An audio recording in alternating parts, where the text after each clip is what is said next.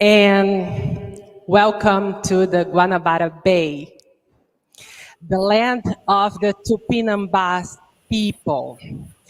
In the 1500s, the Tupinambás fought bravely against the Portuguese. They sided with the French, who were here under the command of Nicolas Villegagnon, and found the France Antarctique. After 10 years of fight, they lost. The French were expelled, and the Tupinambás were either exterminated or moved to Bahia. In 1565, Estácio de Sá then founded the city of Rio de Janeiro. Right here, in front of the mountains, you see through these windows. And after that, this amazing landscape became the holder of the most horrific record. The port that received the largest number of African slaves in the history of humanity. Africans were enslaved here until 1888. Less than 150 years ago. To this cruelty, they respond with their generosity, teaching all of us the most important lessons, that our spirit is in our body and that party is sacred. We are the land of carnival. So Socrates arrived here with a crown. The Portuguese court moved to Rio in a flight from Napoleon in 1807. And they brought with them 60,000 books that formed our national library.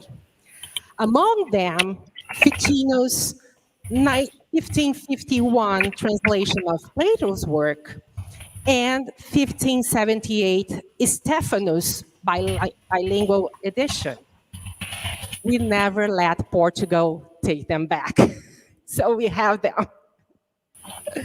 And they are in the National Library downtown. But it took a long time for Socrates to speak our own language. Our first translations of Plato date from the late 1930s. And there is one I would like to mention.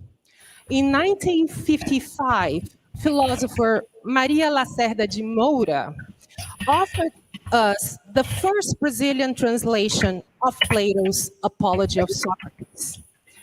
A woman far ahead of her time, an anarchist and a feminist, she was convinced that Socrates was the role model for the morality of a society yet to come, in which freedom and equality would be shareable, no matter their race, their gender, or their capabilities. In starting this conference on women in Socratic tradition, I would like to think that we are taking Maria Lacerda de Moura's insight a step forward, trying to understand how Socrates shaped and is still to shape our own lives. So before we begin, I would like to express my deep gratitude for some people that were crucial for us being here. When I asked for help, he was the first one to reply. In all your email communications, he was there for us all. Please join me thanking Marciano Cavalcanti.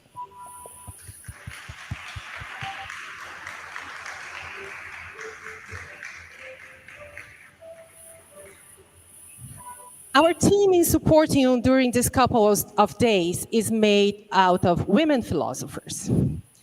So I'd like to introduce you to them, but two of them didn't arrive yet because of the rain. So I'll introduce you to Beatriz Saar and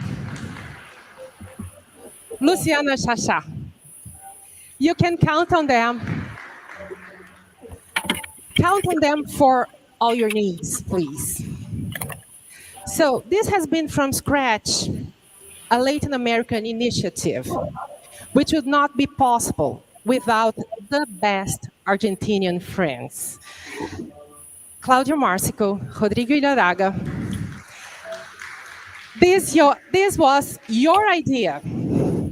Thank you for trusting me to bring it forward.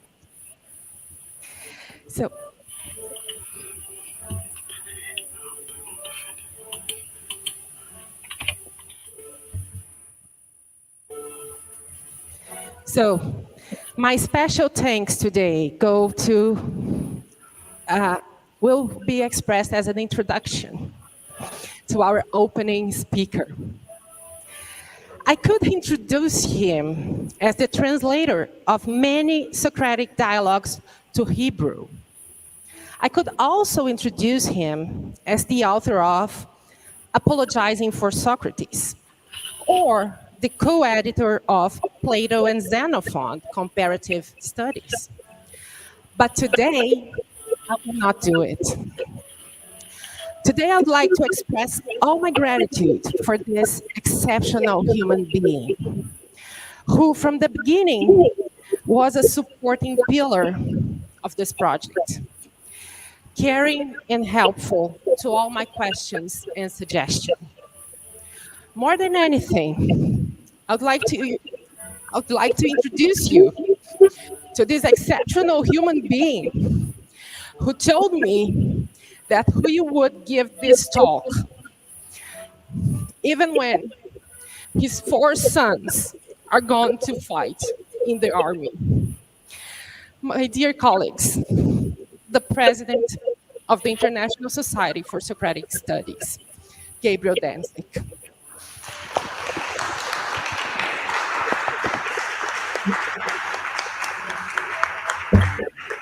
Well, thank you very much, Caroline. I hoped I wouldn't be weeping while I give this talk, but thank you very much for your emotional introduction.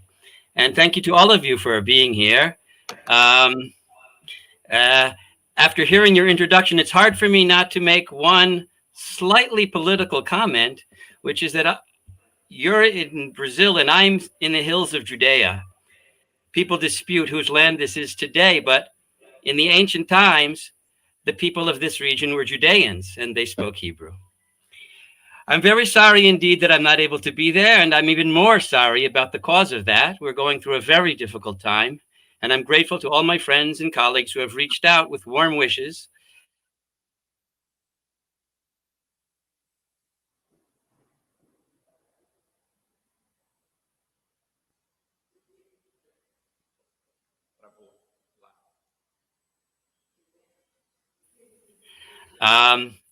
I dedicate this talk to the memory of my mother, Professor Myrna Danzig, founder of the Women's Studies program at Montclair State University.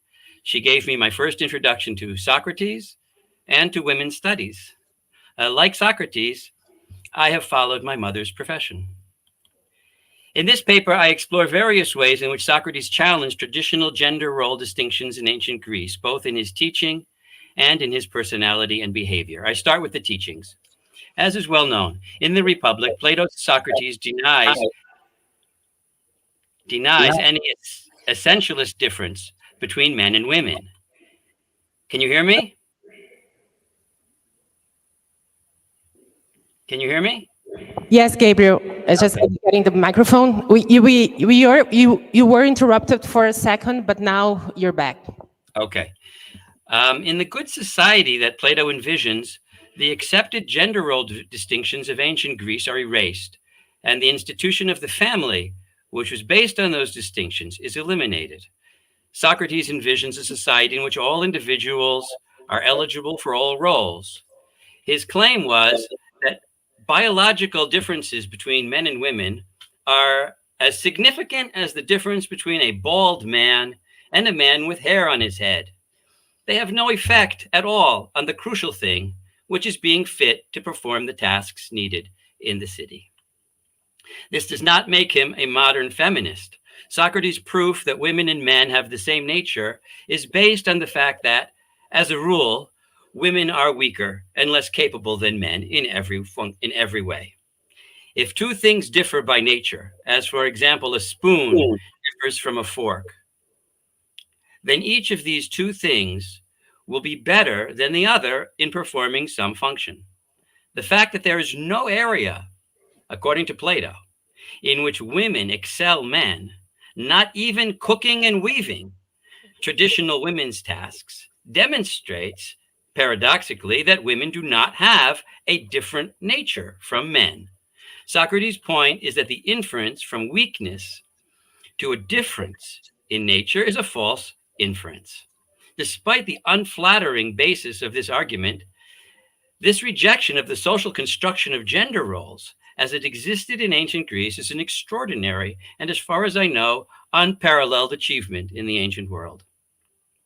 The elimination of gender roles implies not only that women can perform tasks traditionally assigned to men, it also implies that men can perform tasks traditionally performed by women. Indeed, men as well as women will take care of young children in Plato's Callipolis. Elsewhere, Plato's Socrates displays an unusual appreciation of traditional female functions, and he uses them as metaphors to explain the nature of philosophical inquiry. He uses the metaphor of childbirth to explain the nature of philosophical discovery, and he claims to be a midwife of ideas. Aside from bearing and raising children, women's major occupation in the home was weaving cloth. It is not surprising, therefore, that the metaphor of weaving plays a major role in the description of the art of politics in Plato's Statesmen. Plato's adoption of women's functions as metaphors for philosophical and political achievement is so striking and unusual for a man that critics have argued that he is in effect appropriating a female identity. That is in itself an important point. How many men in ancient Greece, or even today, had an interest in appropriating a female identity? Doesn't that tell us something important about Plato or his Socrates?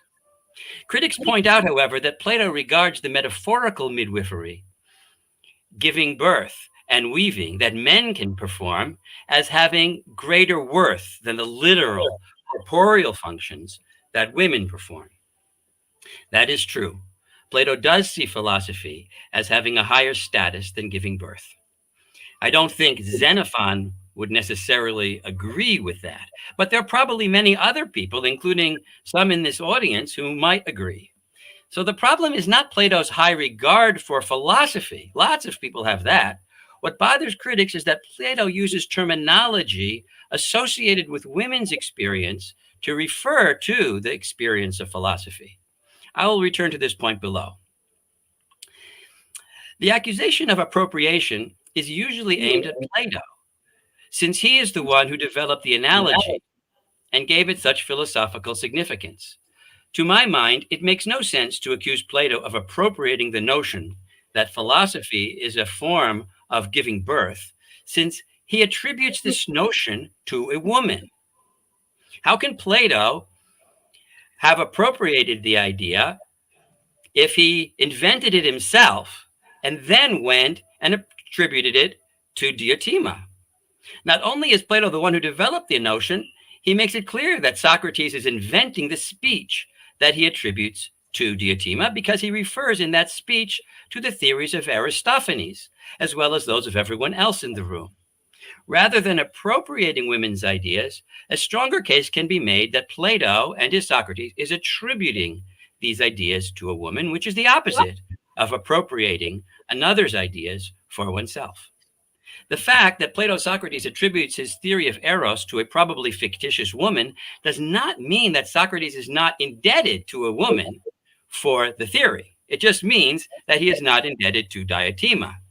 Socrates may well have learned about childbirth and midwifery by observing and even conversing with women. We don't know what kind of experience he had or with whom, but we have a hint in the fact that he attributes his practice of midwifery to a very specific woman, his mother. It seems at least likely that Socrates' ideas about childbirth and midwifery evolved through observing and even discussing these things with his mother. If she was the source of Socrates' ideas about this, then Socrates' mother may deserve recognition as one of the influential women thinkers of antiquity. I close this section with one more response to those who charge Plato with appropriating something from women's experience. I have argued that Plato, or Plato Socrates, was inspired by women's experience to find something analogous in the universal human experience of philosophy. Why should that be objectionable? Are we in favor of a world in which men and women refuse to consider the experiences of the other gender? Is it our task to enforce the observance of gender boundaries in this respect? To my mind, Plato should be accused of appreciation, not appropriation. Why does Plato attribute his theory of eros, assuming it's his, to a woman? Thomas Gould argued that he was forced to do this, since if he had presented Socrates' teacher as a man, this would have implied that he had been the passive partner of a pederastic relationship. Now, this is surely the wrong way to look at it. First of all, as David Halperin argued, Plato could easily have presented a man as the source of this wisdom instead of Diotima without implying pederasty if he had wanted to. And even more importantly, he did not have to attribute it to anyone. The real reason for using a woman, as Elizabeth Pender argued, is that Socrates' theory of eros is based on a man's understanding of the experience of women. Diotima is introduced not because she's a non-man, but because the wisdom Socrates wishes to highlight derives from female experience as he understood it. There are, however, objections to the claim that Diotima describes female experience. Some say that tokos en kaloi has nothing to do with the female experience of giving birth, but rather reflects the male experience of ejaculation. While the word tokos normally means giving birth, the idea of giving birth in something beautiful seems rather strange to us. Beauty seems more connected to sexual relations than to giving birth, since both men and women seek beautiful partners for sexual relations. If this is a reference to male ejaculation and not to giving birth to a child, then there's no question of appropriating anything feminine here, but also no appreciation of anything feminine. Does the reference to beauty force us to adopt the ejaculation interpretation? I don't think so. First of all, such an interpretation makes the word tokos difficult. Tokos normally refers to the fruit of something, either the birth of a child or the fruit of a plant. When used metaphorically, it can refer to the interest on capital, but with the exception of a passage in the Timaeus, it does not refer to ejaculation. Diotima's description supports this view. She says that when that which is pregnant approaches something beautiful, it becomes glad and joyous. It relaxes and gives birth. But when it approaches something ugly, it contracts and withdraws, sad and in pain, holds it in, and does not give birth. This description does not at all resemble Plato's descriptions of the powerful pleasures and pains suffered by the man who has an excess of seed in Timaeus, nor that of the wild horse in Phaedrus. It is hard to imagine that relaxation, diachetai, could describe the experience of any man or woman who becomes excited by a beautiful sexual partner. If this passage does not describe a reaction to a beautiful potential sexual partner, what does it describe? What is the role of beauty here? It may very well describe what it purports to describe, the reaction of a pregnant woman to something beautiful in the environment. Diotima suggests that beauty plays a role in the birth process when she refers to the goddess of childbirth as Eletheuia he Kalone. This is an unusual appellation for the goddess. It suggests that Eletheuia is conceived as being personally beautiful. Votive offerings to Eletheuia and to Artemis, also a goddess of childbirth, often included mirrors and beautiful clothing. The idea that the goddess of childbirth is beautiful suggests that beauty plays a role not only in attracting a lover, but also in inducing birth in a pregnant woman. A related notion that beauty was a desirable qualification of a midwife appears in Middle Eastern narratives. For example, one of the midwives in the biblical book of Exodus is named Shifra, which derives from a Semitic root meaning beautiful. This interpretation enables us to explain the phrase tokos in kaloi without any reference to the act of sexual intercourse. It also adds an extra ironic twist to the claim of the ugly Socrates that he himself practices the art of midwifery, and to his referring to his mother, who was also a midwife, as blossura, or hairy. There is a further feminine element to Diotima's theory. As David Halperin argues, men and women were thought to be disposed differently towards sexual relations. The desire for procreation was considered an essential element of female eroticism, but not of male eroticism. This is illustrated by Plato in the story of Pinea, who desired to have a child by Poros and forced him to engage in sexual relations for this purpose while he was drunk. The use of men by women for the purpose of reproduction is also a common element in Middle Eastern narratives. On this view, the desire to have a child, is not merely a female trait, it is also an element of their eroticism. The definition of eros as the desire to give birth in something beautiful, therefore, seems to be rooted in a conception of female eroticism that has no parallel in men. Perhaps the best conclusion is that Diotima is saying both things. By saying that all human beings are pregnant, both in body and in soul, she implies that women have philosophical potential, and also that male seed bearing can be considered as a form of pregnancy. But the primary sense of this claim concerns the act of giving birth, which in ancient Greece was a purely female function. For this reason, it is no accident that a woman gives voice to this theory. It is a female theory, as envisioned by a man. In fact, Plato had no compulsion to describe the theory in this way. The metaphor of male ejaculation arguably fits better to his theory of philosophical eros in at least one way. According to the theory of recollection, the ideas are always inside the soul, waiting to become actualized.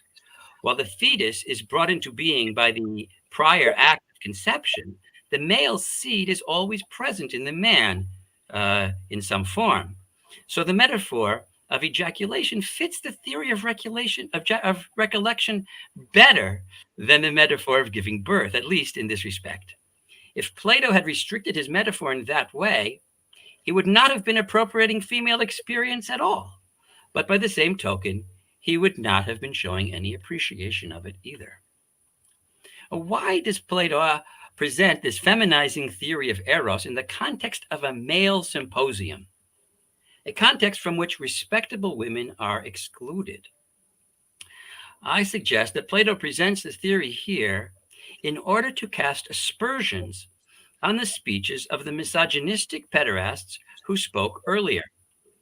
Although mentioned occasionally, somewhat positively by Phaedrus, more passingly and derogatorily by Pausanias and Aristophanes, women have generally been ignored in this series of speeches, just as they were excluded from the evening's entertainment, together with the wine.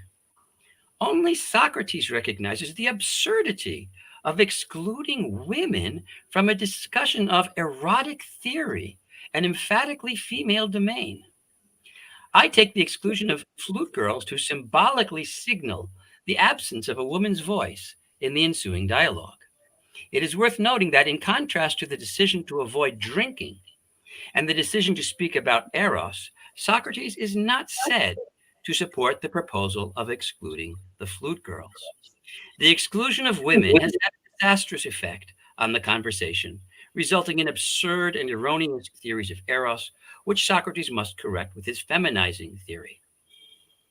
Socrates symbolically reintroduces a flute girl in the guise of Diotima, even before Alcibiades brings in some literal flute girls. Flute playing is no mean skill, and it too serves as a metaphor for Socratic philosophy. As Alcibiades will say, Socrates is a great master of flute playing. His mastery of this art is another example of his practicing a skill that was commonly associated with women as well as with mythological creatures. Well, what about Socrates himself? Did Socrates exhibit cross gender characteristics in his personality and behavior? To answer that question, we would need to have a better picture of how the differences between men and women were constructed in ancient Greece. While considerable work has been done on the construction of sexuality and on the divergent roles that men and women played in Athenian society, we still do not have good conclusions about the behavioral and emotional characteristics of the two sexes.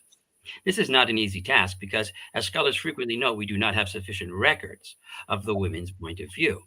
Almost all of our knowledge comes from men, and their accounts of the differences between the sexes are likely to be tinged by misogynistic attitudes. But this does not present an insurmountable obstacle, since what we seek is not the true nature of men and women in ancient Greece, whatever that would mean, but how the gender roles were constructed. And that is something that might very well be reflected in documents produced by men. We do know that Athenian women were excluded from public affairs and confined to the private realm, where they were defined largely by their personal relationships as devoted daughters, wives, and mothers, and as eager but often unfaithful sexual partners. From the point of view of men, women were associated with sex. Hippocrates says that while men are dry of temperament, women are moist, and that moisture is associated with the desire for sexual pleasure. Women were often considered experts in matters of love, as is in the case of Diotima and Aspasia, who gives marriage advice to Xenophon in a fragment of Aeschines. Respectable women stayed at home, but even there, men held a great deal of authority over the female members of the household because of their higher cultural status, access to wealth and property, and their legal role as kurioi. Based on this brief sketch, we can already see that Socrates was a gender bender. He did not fulfill the typical roles assigned to men in Athenian society. He was not successful in farming, athletics, economic endeavors, or political and military services. So Plato makes an effort to balance this by claiming he was a tough soldier. In the Gorgias, Callicles berates him for spending his time in philosophy, comparing him not to a woman, it is true, but to an unmanly, childish person. Socrates was no great paterfamilias. Xenophon tells us he lived with a woman who was the most difficult of all women that ever existed. Socrates acknowledges his inability to control his wife through a disjunction in an analogy he offers to explain it. He says that just as horse trainers prefer wild horses because when they tame them, they are more lively than other horses, so too he figured that if he could manage with his wife, he could manage with anyone. Socrates does not claim that he has tamed his wife, but that by enduring his life with her, he is now able to endure anyone.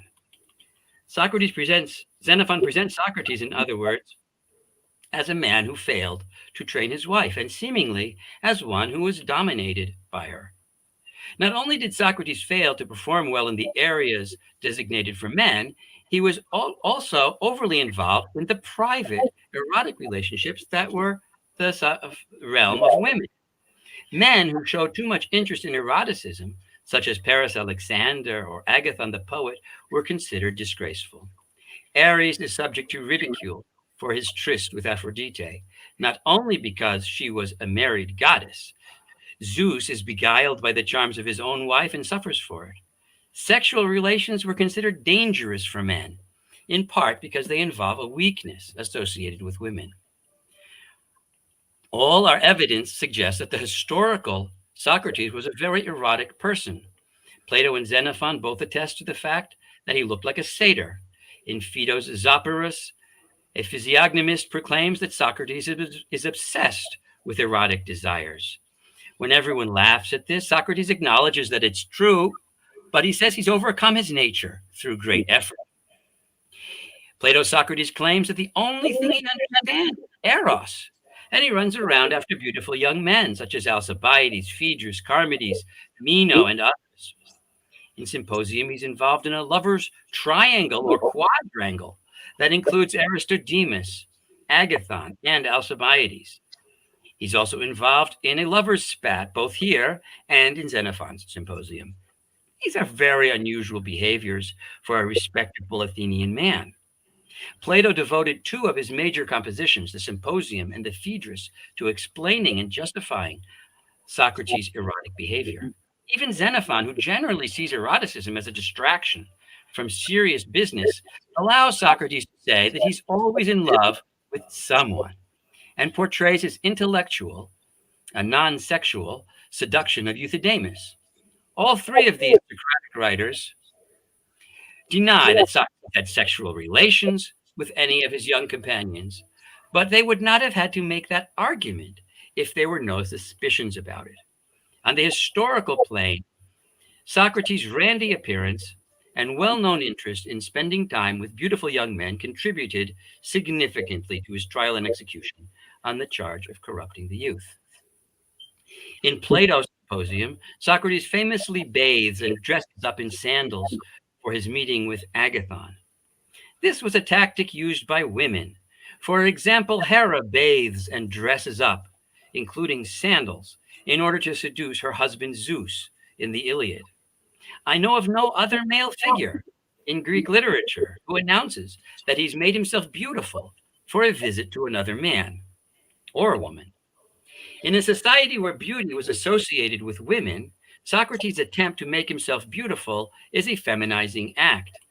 This is not the only place where Socrates emphasizes his personal beauty. Xenophon Socrates claims to be more beautiful than Critobulus and challenges him to a beauty contest. He also performs a brief skit in which he acts out the role of a hetaira. Neither Socrates goes to the lengths that the effeminate figures like Agathon went, perhaps because he had no genuine sexual interest in men. So while he feminizes, he does not over-feminize. His dressing up for Agathon is a change from his usual rough and manly appearance, and he is far from having the pretty face that makes men tremble. Socrates adopts other behaviors from a woman's playbook. He does not attempt to seduce Alcibiades in the ways men typically would, by offering valuable gifts or even offering wisdom. Rather, he attempts to attract Alcibiades through his words. Socrates does not exactly play hard to get. Rather, he plays easy to get, and then turns out to be impossible to get, thereby earning the accusation of aironeia. The relations between Socrates and Alcibiades are often described as a reversal of the expected relations between a lover and a young man, but Socrates also uses the kind of teasing behavior used by women in the Odyssey. The sirens lure men on to their destruction. Circe enchants men and turns them into animals. Helen flirts with everyone. And even Penelope, who is otherwise extremely modest, sends messages to men with no intention of marrying them. The plot of Aristophanes' play Lysistrata revolves around the proposal that women will dress up and attract their husbands, but then refuse to have sexual relations with them. Socrates' effect on Alcibiades rivals the effect of women. Alcibiades' powerful emotional reaction to Socrates' conversations has few parallels in ancient literature, aside from descriptions of the effects of female beauty in Greek novels. As Preston Massey has shown, women's voices were felt by Greek men to be a major cause of attractive emotional disturbance. Socrates arouses a similarly seductive and disruptive emotional reaction by means of his voice. Alcibiades compares his voice to the music of Marsyas, a satyr, who is a male figure, but one who is hypersexual. Like Marsyas, Socrates has none of the physical beauty of a woman, but makes a disturbing impression on the ears that resembles the impression made by women. In Plato's Symposium, Socrates actually performs the speech of a woman, namely Diotima, whom he is evidently imitating not only in substance, but also in manner. Dawn Lavelle Norman has argued that Socrates gives birth to Diotima, since he gives birth to a logos about her. And that is the true meaning of giving birth. Socrates also imitates a woman in Menexenus. As with Diotima, Aspasia's speech shows signs of its feminine origin insofar as she describes the city as the mother of its citizens. If Plato read these compositions in public, then he too imitated a woman's voice. He can allow himself to do so and still obey the principles of imitative poetry he laid down in Republic, only if the women he imitates truly embody virtue. Aside from all this, Socrates also claims to practice traditional female occupations. How many men would boast of following the profession of their mother, especially if their mother was a midwife? How many men would claim that their only expertise is in the science of erotics? As I noted above, Alcibiades compares him to a flute player in Symposium, an occupation associated with women. Socrates creates Eros in his own image, and Eros is a weaver of stratagems and a druggist. Like Socrates, Eros imitates the behavior of his mother, Penia, in his eternal pursuit of the divine Poros. Socrates is most famous, however, for the practice of dialectical philosophy. As Wendy Brown has argued, Platonic dialectic represents a deliberate rejection of the rhetorical and heuristic argumentation typically used by men. Such forms of discourse were designed to achieve a victory in public appearances, not to achieve mutual insight or discovery. Discovery and insight is obtained through dialectic, which means conversation. It demands being receptive to that which one does not possess, a quality arguably associated with women.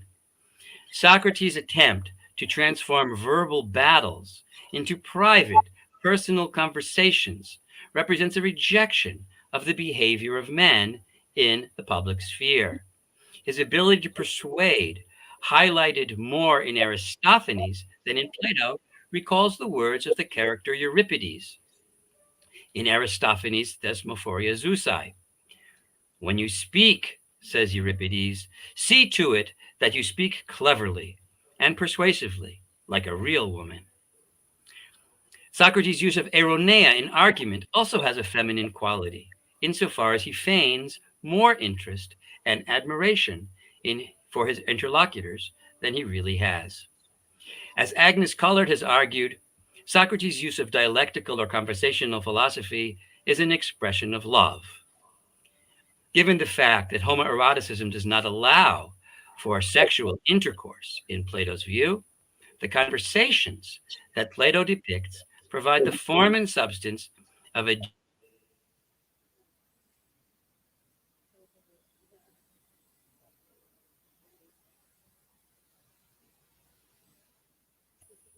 he needed people to talk to. You were interrupted for 2 seconds. Can you just restart? Yeah.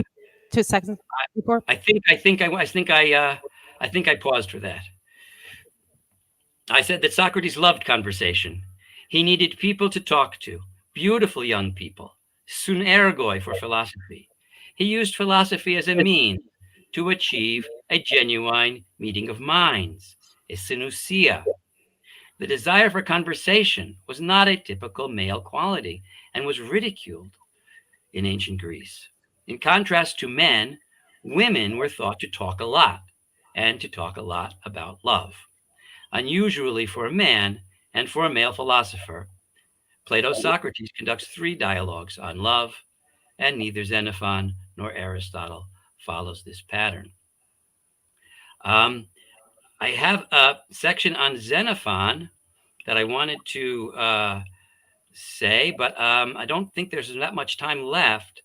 I will just say that Xenophon shows an interesting variation on Plato's approach. He does agree that the family unit is important, but he argues that the necessity for the division of male and female roles in the family is based on the prior need for specialization of labor. In his view, the gods produced human beings in both male and female versions because they saw that human beings as a species have a need for both indoor and outdoor labor. They made women less suited to working outdoors in the heat and the cold, and more suited to indoor work, while they made men with the opposite characteristics. By the way, Xenophon's theory implies that women are more suited than men to most of the activities that we do as educated professionals in the modern world. Xenophon would not have approved of Mick Jagger's refusal to be a beast of burden. That's exactly what men are. In short, the concept of male and female is a secondary division of the human race, required by the contingent necessity of division of labor. And just like Plato, Xenophon Socrates offers some sympathetic and appreciative view of women, including their experience in giving birth. For him, women's giving birth is not related to philosophy, but rather to military affairs. He says that in giving birth, women endure kindunos and ponos, challenges usually overcome by great military heroes. This suggests that the historical Socrates recognized the virtue of women, but that the exact implications of that virtue were up for grabs by his students. In other places, Xenophon Socrates recognizes that women's abilities are on a par with those of men. He says that the accomplishments of the female acrobat show that women can be educated in virtue, and that everyone in the room should endeavor to train his wife in everything he needs to accomplish for him. In the Economicus, Socrates reports in detail on the training Ischomachus gave to his wife. Ischomachus believed so strongly in women's potential that he suggested that his young wife could acquire all the skills of leadership, because while there are differences in some respects, in the crucial respects, men and women have equal potentialities. Since both are engaged in transaction, the god placed memory and effort in the center of the ring for both of them to compete over. As a result, you cannot tell whether the female or the male species has obtained more of these. And he placed the ability to be self-controlled in the center. And he gave permission that whoever is better, either the man or the woman, can take away more of this good thing. Here, the men and women have different roles, but they make use of the same excellences of character in performing these roles. And the fact that women have different roles does not imply that they are subordinate. Ischomachus says that he would be glad to have his wife play the role of the queen bee, sitting in the house and sending the male servants out to perform their assigned tasks. He even suggests that he himself will be her servant if she proves better than him, a possibility he evidently sees as perfectly possible and perhaps even desirable. At the end of this discussion, when Ischomachus says that his wife was willing and eager to take on all these responsibilities, Socrates exclaims that she shows manliness of mind. In contrast to Plato's Socrates, who got dressed up for his meeting with Agathon, Ischomachus insists that his wife should not paint her face with cosmetics, as women often did. These statements show that while Xenophon took the existence of gender differences for granted, he was also willing to transgress them. The fact that both Plato and Xenophon in different ways show a willingness to transgress essentialist gender-based divisions suggests that Socrates was the source of this attitude. I have some more about Xenophon's portrait of Socrates as a person. He also gets into lovers' spats, some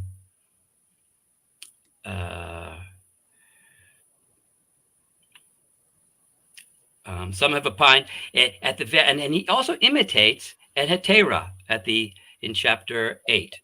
Some have thought that he's imitating an attractive Eramenos, but given the context in which he is portraying a professional worker, that would make him a pornos, which would not be funny at all. That would also vitiate the parallel to Socrates' interaction with Theodote, in which, as Emily Baraguanoff points out, Socrates both offers to serve as the madam to a beautiful hetaira and offers the quintessential courtesan's gesture of shutting out a suitor. Moreover, only if he is imitating a woman would Xenophon be offering here a parallel to the much more serious imitation of a woman that Plato's Socrates performs in Plato's Symposium. Finally, only if he is imitating a woman would his playful rejection of Antisthenes refute the latter's claim that ugly women receive him gladly. No woman could be as ugly as Socrates, except perhaps his mother. Given all this, it seems more likely that Socrates is imitating an hetaira than a pornost. Okay, I think I will stop it there because of the time. And if you have questions, I'll be very happy to hear them. Thank you again, Carolina, and thank you to the audience for your attention.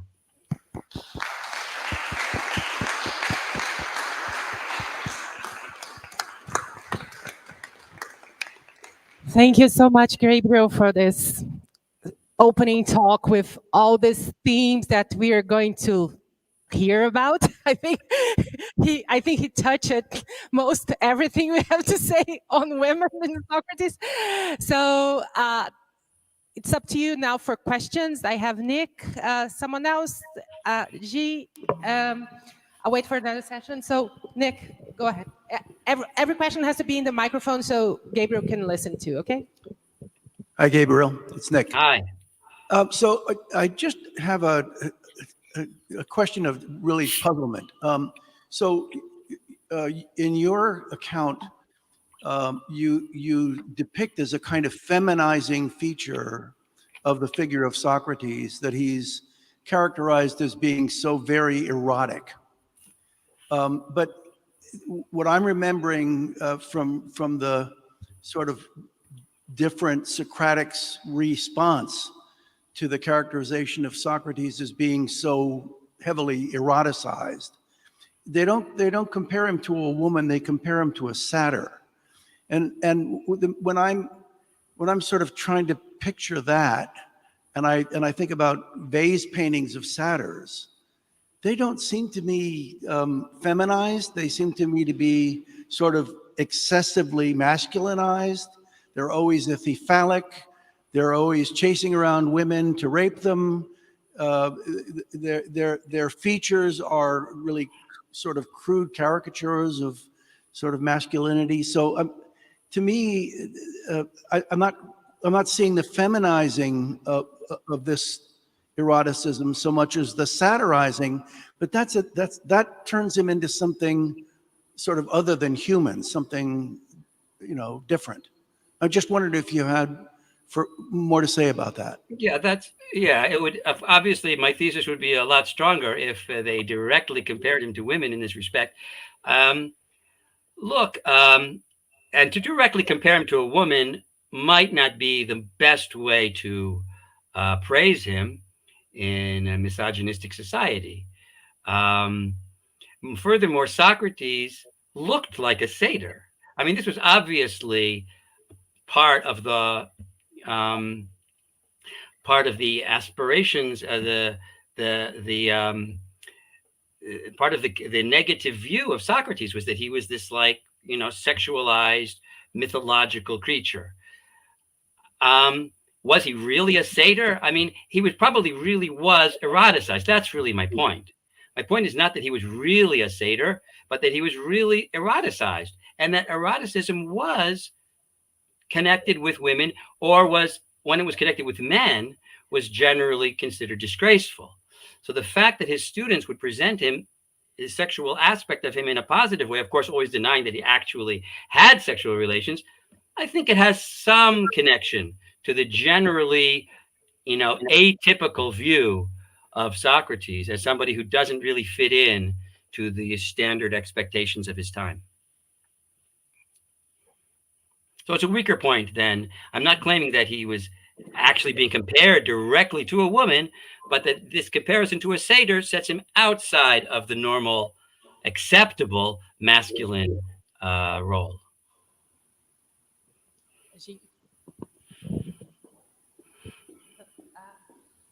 G first, and then Irina. There. Hi, thank you, Professor, for this great talk. I really enjoyed it. I want to ask a question because I recall that recall reading a sarcastic claim saying that it is surprising that the author, the gender of the author needs to be considered. So I wonder what you think of this claim and like why is Socrates' gender matters in his story of Diotima. You're asking me whether Socrates' gender matters or Plato's gender? I'm not sure I quite understood what your question was.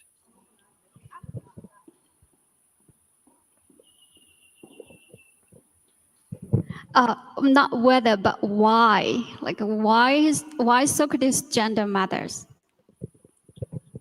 Why does Socrates' gender matter? Well, it doesn't have to matter. I mean, plenty of people have genders, and it doesn't always matter. I was claiming that Socrates was unusual in that he uh, crossed gender boundaries and was presented in a positive way by his students. So if that's true, that would be quite significant because it would show that he was at the beginning of an effort to alter the standard gender boundaries of his time. Okay, Irina. Hello, Gabriel, it's Irina, and I have a question concerning a law, concerning the Republican laws. So, comparing and contrasting the views of a female in the fifth book of Republic with the laws, do you think that Plato changed his views regarding women or not? That's my question. This is a very hard question, Irina. We don't know if Plato is expressing his views in a transparent way in any of his dialogues. These are dramatic works. They are set within specific dramatic contexts. So it's perfectly possible that he decided to present things in a different way in the laws for whatever reasons. And I don't have a view on whether he actually changed his views on that. Now, what do you think? Yes, I agree to you. I concur with you, especially regarding the education of females in the laws. So the women should be educated as well, and they should participate in the public affairs. So, to my mind, he didn't change his basic views about the woman in the laws comparing with the republic. That's my opinion. Okay. Well, thank you. I will look into that. I will look into that further. Lauren. Yeah, thank you for that nice talk. Very interesting. I'm Laurin. My question is regarding this gender division, labor division you were mentioning in Xenophon. And I was just wondering, I'm just curious, is there something else than this somehow bipolar position between inside and outside, male and female? Is there a third position? Is there a rest to that complementary relationship? Is there any mention of, well, let's say for some work, it would be more important to have a diverse hermaphrodite sex, let's say for ungendered guardians? The inside work and the outside work. The outside work is that people working in the fields, people working for the state, military endeavors, which are more likely for like male bodies are more appropriate for that. But could we also say there might be a space or a place for a third sex? It's a nice idea. I don't see that in Xenophon. I mean, according to Xenophon, he only created two sexes. The god only created two sexes. So if there were a need for a third sex, then the god would have made a big mistake. So I think we have to, for Xenophon, I think we have to stick with just two.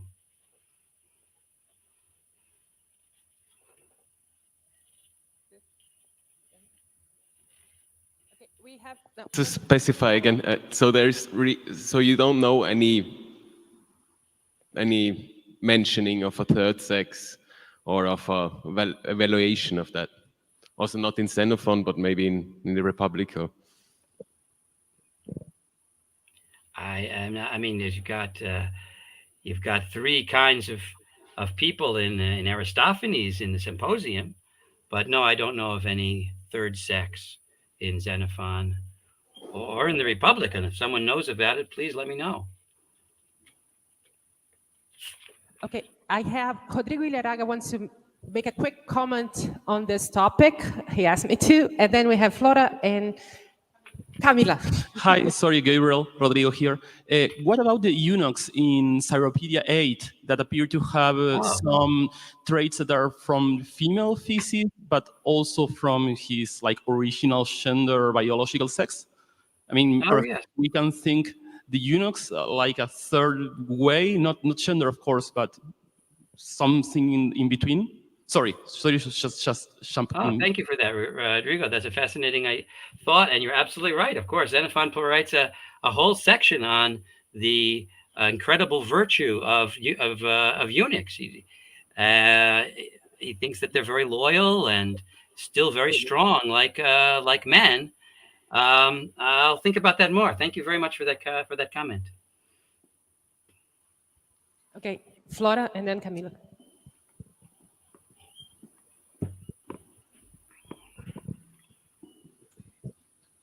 Hi, thank you, Professor. I was just wondering, based on what you said, if this quote-unquote transgenderism of Socrates could be based on an economical and political aspect of gender norms, meaning that both philosophers and women tended to be politically and economically excluded from the polis.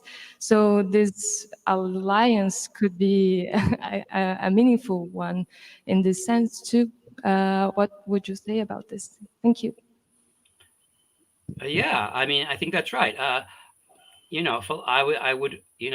wonder whether you could say that philosophers exclude themselves. Women were excluded by law.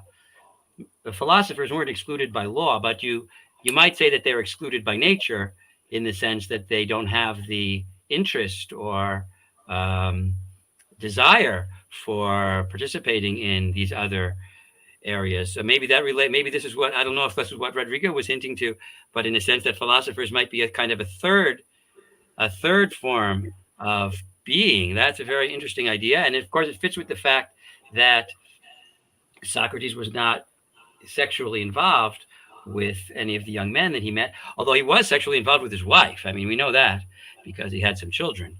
So he's not exactly a third gender, maybe a third gender, but not a third sex. Camila? Thank you for these comments. Very interesting. I wish I would be at the conference and hear all the other lectures. What? We couldn't hear your last comment. Can you repeat your last comment, because we had another question here. Can you repeat your last comment? Yeah, I was just saying that I don't know if I'm going to be able to see the rest of the conference, but based on the questions I'm getting, I wish I would be able to, because it seems to me that people are going to be expanding very interesting ways on these topics, and I hope I would have a chance to hear them. We sure are. Okay, Camila. Thank you, Gabriel, for your conference, for your talk. It was very enlightening. So I wanted to ask you about a point that always sort of called my attention, because you highlighted this passage of Socrates embellishing himself in order to visit Agathon. And it always struck me how similar it is to this passage in the Thesmophoriazusai, where Agathon says he must dress up as a woman in order to write for female female characters, and he must be ugly in order to write ugly plays and so on, which reminded me of this metaphor of the bald man you talked about. And I was really interested if you could expand a little bit in this difference and the relation actually between this feminization, this enactment of a female character, and the actual undertaking of female roles in a philosophical way. Uh-huh. And there's what is the connection between Socrates? He doesn't dress up as a woman. He dresses up to make himself beautiful. So it's a bit different. I don't know if I mentioned it in this. Maybe I didn't mention this because I didn't get to finish, but I think I did mention that he doesn't over-feminize. He's not really trying to be a woman. And I think that's important. And also, I think that even though I wanted to attribute his interest in dialectic to some kind of a cross-gender phenomenon, but as a conversationalist, he's very dominant. He's not really a passive. Although, of course, this is a difficulty that I sort of referred to indirectly, which is that women in ancient Greece were not such passive women as we had in the 19th century, or at least in the stereotype. I mean, you've got people like Clytemnestra and Medea and Athena. I mean, the Greeks, when they were in big trouble, when the Athenians were in big trouble, they went and prayed to a woman. You know, it's not exactly the kind of male-female division that we have today. And this was really the methodological difficulty that I see in this whole study, particularly in my paper, which is that I can't really say exactly what are women's characteristics in ancient Greece. And we need to have a much better account of what those are, and especially of what kinds of emotions women. I think this would be actually a feasible project to try to discuss what kind of emotions women have as opposed to men. And then we could say, because, you know, weeping, for example, we think of it as female, but men wept in ancient Greece. So this is the methodological difficulty. I don't think I quite answered your question, and it may have slipped my mind, but I answered something analogously to it.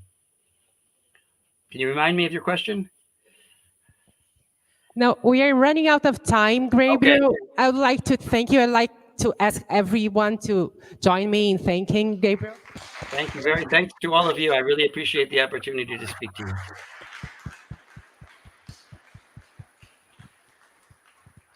Sorry, Gabriel, we didn't hear your last comment. I just said thanks to all of you for attending, and I really appreciate the opportunity to speak to you and to hear your fantastic questions. Thank you. Thank you. So I just have some practical information to share. So this is our room 1. So all talks in room 1 will be here. There we have 2 more spaces. So I would like you to go ahead to the next building, the one you see from the window there. And to your left, you're going to see our cafe. So the cafe is there, and we have a coffee there served with some snacks right now. We will have it also in the afternoon every day. On the other side of the cafe, you're going to see our room 2. That's where room 2 we're going to be. At the back of the room, you'll see the material with the program and your name tags. Feel free to get yours there. and I have an announcement. First, I have an apology to make. There were some problems about some emails that people didn't receive that we were sending. We have no idea why this happened, because at first we thought the files were too big and some security accounts have blocked the email.